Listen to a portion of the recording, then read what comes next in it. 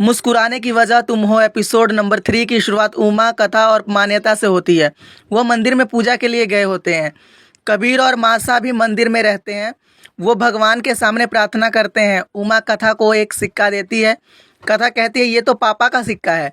उमा कहती है ये सपना मेरे अकेले का नहीं है, तेरे पापा का भी सपना है कि तेरी शादी एक अच्छे लड़के से हो। कथा कहती है कि मुझे पापा की बहुत याद आती है। कबीर घाट के पानी में खड़ा होता है। कथा वहां आती है और वो सिक्का घाट में फेंकती है जो उसकी माँ ने उसे दिया होता है। सिक्का जाकर कबीर के हाथ में गिरता है। कबीर पीछे मुड़ता है और कथा को जाते हुए देखता है पर उसका चेहरा नहीं देख पाता।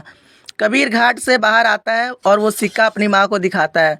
उसकी माँ कहती है अरे ये सिक्का किसका है? कबीर कहता है पता नहीं मासा, लगता है किसी के मन्नत का सिक्का है। मासा उसे वो सिक्का संभाल कर रखने के लिए कहती है। आगे दिखाते हैं कथा मेले में है और वो कहती है खाला जनरेटर में डीजल चेक कर लेना। कथा देखती है कि कोई चोरी से उसकी तस्वीर खींच रहा है और वो उसके पास जाती है। वो जाकर देखती है। कथा को वो पल याद आता है जब उस लड़के ने उससे बचाया था। दोनों एक दूसरे को देखते हैं और कहते हैं तुम। कथा राहुल से कहती है तुम्हें शर्म नहीं आती एक अकेली लड़की का छुप छुप कर फोटो खींच रहे हो? राहुल कथा से दोस्ती करने की बात करता है। कथा उसका कैमरा लेती है और नीचे फेंक देती है। उसका कैमरा टूट जाता है। कथा राहुल से कहती है तुम जैसे चीप आदमी को तो पुलिस से अरेस्ट करवा देना चाहिए। राहुल कहता है तुमने मेरा कैमरा तोड़ दिया। तभी वहाँ ज्योति आती है और राहुल से कहती है राहुल सर आपका कैमरा नीचे कैसे गिर गया और ये टूट कैसे गया? कथा ज्योति से कहती है क्या तुम इसे जानती हो? ज्योति उसे बताती है कि ये जर्नलिस्ट है जिनके बारे में मैंने तुम्हें बताया था। एक्चुअली जब तुमने मुझे बचाया था तो इन्होंने वो वीडियो देखी और ये मेरा इंटरव्यू लेना चाहते हैं। राहुल कथा से कहता है ये क्या किया तुमने? ये कैमरा तो अब फिक्स नहीं हो रहा, कल मुझे अपना असाइनमेंट सबमिट करना है। फातिमा भी आती है और वो पूछती है कि क्या हुआ? कथा कहती है कि मुझे लगा राहुल मेरा पीछा कर रहा है और मेरी तस्वीर खींच रहा है, इसीलिए मैंने उसका कैमरा नीचे फेंक दिया। राहुल कहता है मैं तुम्हारा पीछा नहीं कर रहा था, मैंने बस तुम्हारी वो वीडियो देखी जिसमें तुम ज्योति को बचा रही थी तो सोचा तुमसे बात करूं।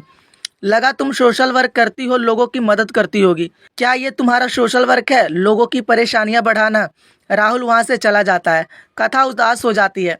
फातिमा भी कथा से कहती है कि जाओ और राहुल से माफ़ी मांग लो। राहुल कहता है मैं अभी इस कैमरे को ठीक नहीं कर सकता और यहाँ ऐसा कोई इंसान भी नहीं है जो ये मुझे ठीक करके दे। मैं जिस काम के लिए नैनीताल आया था अब वो काम पूरा कैसे होगा? इस छोटे से शहर में मुझे लगता है कि कोई ये कैमरा ठीक नहीं करने वाला। कथा वहां आती है और कहती है शहर छोटा है पर खूबसूरती बहुत है और उसे कैप्चर करने के लिए कैमरे की दुकानें भी है। ठीक हो जाएगा तुम्हारा कैमरा। राहुल कहता है नहीं madam, thank you so much, अब मुझे आपकी हेल्प की कोई ज़रूरत नहीं। और वैसे भी जितनी तारीफ आपने आज मेरी की है ना, उतनी ज़रूरी है ज़िंदगी भर दिल में करवाहट बनाए रखने के लिए। और मुझे तुम्हारी हेल्प की कोई ज़रूरत नहीं है। और हाँ, फॉर योर काइंड इन्फॉर्मेशन, तुम्हारा ये लोगों की जान बचाना, सोशल वर्क करना तुम्हें यह हक नहीं देता लोगों के कैरेक्टर का फैसला कर सको, वो भी बिना उसे जाने। तभी वहाँ एक आदमी आता है और कहता है बोलो साहब कहाँ चलोगे? पूरे शहर का चक्कर सिर्फ 500 रुपये में, भाभी जी खुश हो जाएंगी। दोनों कहते हैं भैया आप कुछ भी बोल रहे हो। राहुल कहता है भैया एक पट्टी मिलेगी क्या इस घोड़े की तरह, क्योंकि मैं नहीं चाहता होटल पहुंचने तक मैं इन मैडम को अपने लेफ्ट या राइट में भी देखूं। राहुल पूछता है क्या आपके पास? वो आदमी कहता है नहीं भैया, मेरे पास एक ही था जो मैंने घोड़े को लगा दी है। उसके बाद राहुल वहां से चला जाता है। आगे दिखाते हैं कबीर की माँ अपनी बेटियों को बताते हैं कि कबीर शादी के लिए मान गया है। ये सुनकर सभी खुश होते हैं। इधर कथा राहुल से माफ़ी मांगती है। वो कहती है कि आप ज्योति की खबर को कवर कर रहे हैं और उसकी मदद कर रहे हैं, अब ये मेरी जिम्मेदारी है कि मैं आपकी मदद करूं। कबीर एरियल केबल पर वर्कआउट कर रहा होता है। गुंजन उसे देखती है और मुस्कुराती है। नीलम उसे कबीर के पास जाने और उससे बात करने के लिए कहती है।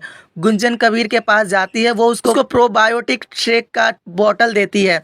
कबीर कहता है मुझे आर्टिफिशियल चीज़ें पसंद नहीं है और वो दूध का ग्लास उठाता है और पीता है। आगे कबीर गुंजन से कहता है मुझे लेट हो जाएगा, तैयार होना है, सॉरी पर अभी तुम्हें जाना होगा। गुंजन वहाँ से चली जाती है। कबीर कथा के बारे में सोचता है और मुस्कुराता है।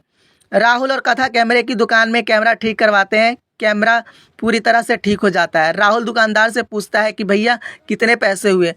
कथा दुकानदार को इशारा करती है कि वो पैसे उससे ना ले। दुकानदार पैसे लेने से मना करता है। राहुल कहता है अरे भैया ऐसे कैसे? फिर दुकानदार कहता है भैया पैसे नहीं चाहिए, आप बस हमारे नैनीताल का एक अच्छा सा फ़ोटो खींचिए और यहाँ लगा दीजिए।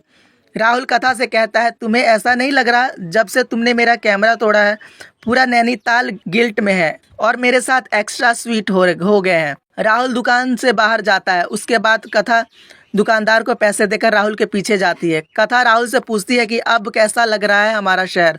राहुल कहता है, मुझे भूख लगी है, ऐसे में मैं कैसे किसी भी चीज़ की तारीफ करूं। कथा कहती है, चलो मैं तुम्हें यहाँ का सबसे बढ़िया खाना खिलाती हूँ। राहुल कहता है, खाने का स्वाद तो मैं शाम तक भूल जाऊंगा, मुझे यहाँ के लोकल हीरो का इंटरव्यू चाहिए जो लोगों की मदद करती है। कथा कहती है, मेरा इंटरव्यू पर मुझसे नहीं हो पाएगा, मैं कैमरे के सामने नर्वस हो जाती हूँ, मुझसे नहीं हो पाएगा। राहुल उसे समझाता है कि अगर तुम इंटरव्यू दोगी तो तुम्हें देखकर बहुत सारी लड़कियां तुम्हारी तरह बनना चाहेंगी, लोगों की मदद करेंगी और हमारे देश का सुधार होगा। ये सुनकर कथा इंटरव्यू देने के लिए तैयार हो जाती है। वो स्टाइल और एटीट्यूड के साथ इंटरव्यू देती है। राहुल कथा से पूछती है कि जब वो एनजीओ में पहुंची तो क्या हुआ, और उसे रिकॉर्ड करता है। वो कथा के साथ तस्वीर लेता है। राहुल को देखकर कथा मुस्कुराती है। आगे दिखाते हैं कबीर का परिवार एक साथ बैठा हुआ है। मैडी कहती है, मंजू दी को मेरी बातों का बुरा नहीं लगता क्योंकि मैडी की बातों का कोई गलत मतलब नहीं होता। अब किशोर जीजू एक गरीब परिवार से है तो है। कबीर वहाँ आता है। वो मैडी से कहता है, जन्मदिन मुबारक हो दी। कबीर मैडी से कहता है, क्या दी, क्या आप जन्मदिन के मौके पर ये अमीर गरीब की बातें लेकर बैठ गई हो? और दौलत का क्या है, वो तो धोखे से भी बटोरी जा सकती है, लेकिन इज्जत कमाई जाती है। जैसे हमारे किशोर जीजू इज्जत के मामले में किसी से कम नहीं है। पापा सा के जाने के बाद इन्होंने हमें एक भी दिन उनकी कमी का महसूस नहीं होने दी, और इसीलिए मैंने पर्सनली जीजू से रिक्वेस्ट किया था कि वो मेरी मंजू दी से शादी करें। कबीर बच्चों को बुलाता है। बच्चे आते हैं और 2 केक को देखकर कबीर से पूछते हैं, मामू आज तो सिर्फ मम्मा का बर्थडे है, तो फिर ये 2 केक किस लिए? कबीर उनसे कहता है कि आज सिर्फ मैडी दी का बर्थडे है, पर हर बच्चे के साथ उसकी माँ का भी एक नया जन्म होता है, इसीलिए हम हर बार माँ का भी बर्थडे मनाते हैं। बच्चे खुश हो जाते हैं। मैडी कबीर से पूछती है कि अरे युवराज कहाँ है, वो आज वीडियो कॉल पे नहीं आएगा क्या? कबीर बताता है कि युवराज काम में बिजी है, लेकिन उसने आपके लिए गिफ्ट्स भेजे हैं। मैडी कबीर से कहती है, और आपकी तरफ से मेरा गिफ्ट कहाँ है? वह मैडी से कहता है, अरे दी, मेरा जो कुछ भी है वो सब आपका ही तो है। आज आप दिल खोल कर शॉपिंग कीजिए, बिल की चिंता मत कीजिए, कार्ड की पूरी लिमिट ख़त्म कर दीजिए। मैडी को अपने जेब से कार्ड निकाल कर दे रहा होता है, तभी उसके हाथ में वो सिक्का आ जाता है जो उसे घाट पर मिला था, और वो कथा को याद करता है। वो मुस्कुराता है। कथा और राहुल झूले पर बैठे होते हैं। कथा राहुल से उसे नीचे उतारने के लिए कहती है। राहुल उसे आराम से बैठने के लिए कहता है। वो डर जाती है। राहुल उसे इंटरव्यू देकर लड़कियों को प्रेरित करने के लिए कहता है। कथा चिल्लाती है और कहती है कि मैं नीचे उतरना चाहती हूँ। वो डर जाती है और राहुल को गले लगा लेती है। राहुल उसे देखता है और यहीं एपिसोड समाप्त हो जाती है। नेक्स्ट एपिसोड की पूरी अपडेट जानने के लिए आप हमारे टेलीग्राम चैनल को भी ज्वाइन कर सकते हैं, लिंक आपको डिस्क्रिप्शन में मिल जाएगा।